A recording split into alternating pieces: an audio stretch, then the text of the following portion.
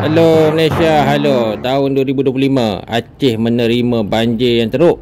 Bayangkan hutan, bukit semua rata. Ini disebabkan tahun 1950 Endon telah merampas dan menjajah Aceh. Aceh banjir. Askar yang datang pun tidak menolong. Askarnya daripada Indonesia lah. Mereka memang nak orang Aceh mati. Disebabkan pembalakan daripada syarikat besar di Jakarta, Aceh tenggelam. Bayangkan banyak kampung telah musnah kerana orang Jakarta punya pasal, Aceh menanggungnya. Lagi teruk daripada tsunami, berjuta-juta orang mati. Wiwan Nur, penjilat Endon dan juga Pro Jakarta, penjilat Jawa. Beliau mengatakan Aceh jadi begini kerana ini adalah kuasa Tuhan.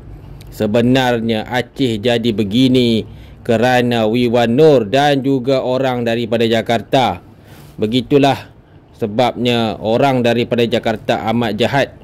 Mereka telah memusnahkan hutan Aceh. Selepas orang Aceh merepot menyita tidak jalan, militer polisi ini telah membayar. Mereka telah dibayar oleh pembalak-pembalak. Maka Indonesia pada masa sekarang dan sekarang 2025, buktinya habis kota Aceh, kota Sumatera tenggelam.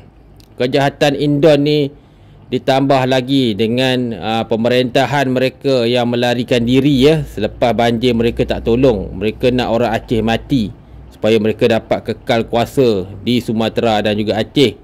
Inilah rata-rata pekerja pembalak adalah datang daripada kota Jakarta. Mereka ini adalah penyokong kuat Bambang. Banyak negara nak tolong tapi tak boleh masuk kerana Endon tak nak rahsia mereka terbongkar. Ini adalah pasukan yang menjaga hutan di Endon. Mereka ni kalau nak ikutkan semuanya daripada Jakarta. Kebanyakan pekerja-pekerja di sektor di Aceh daripada Jakarta. Pegawai semualah, ketua kampung semuanya daripada Endon. Mereka ni lah yang dibayar oleh Rondo Iring untuk menjaga Aceh. Pemerintah pusat Endon ni semua tak boleh pakai lah. Mereka ni bersekongkol dengan pembalak. Di Aceh ni kalau anda nak tahu, hutan-hutan semua dah hancur. Bayangkan sebab apa. Orang Aceh dah lama marah, dah berpuluh-puluh tahun mereka repot benda ni tapi tak jalan. Pembalakan haram. Maka pada tahun 2025 memang betul lah apa yang dikatakan oleh orang daripada negara lain. Ini adalah kayu-kayu yang dirampas oleh penduduk kampung. Tapi malangnya selepas mereka repot benda ni tak berjalan, semua kayu ni diserahkan balik ke pembala-pembalak. Itulah jahatnya Endon ni. Kami memang dah tahu bahawa Endon itu pencuri.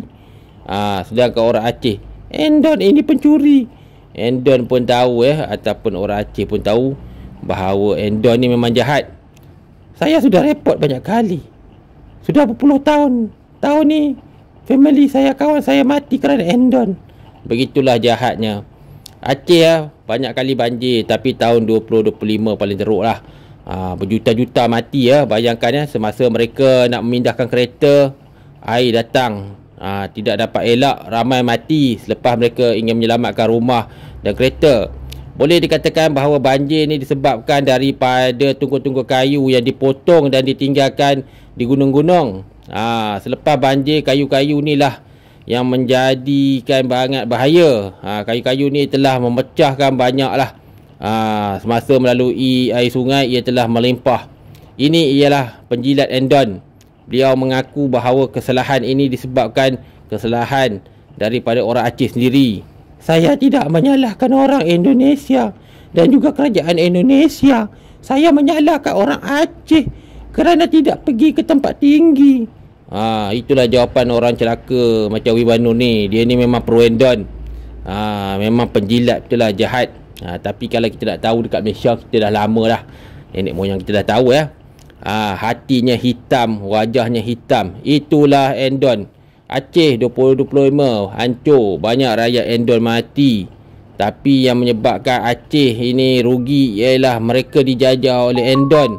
Semasa Endon menjajah, mereka telah menyebabkan Aceh juga hancur.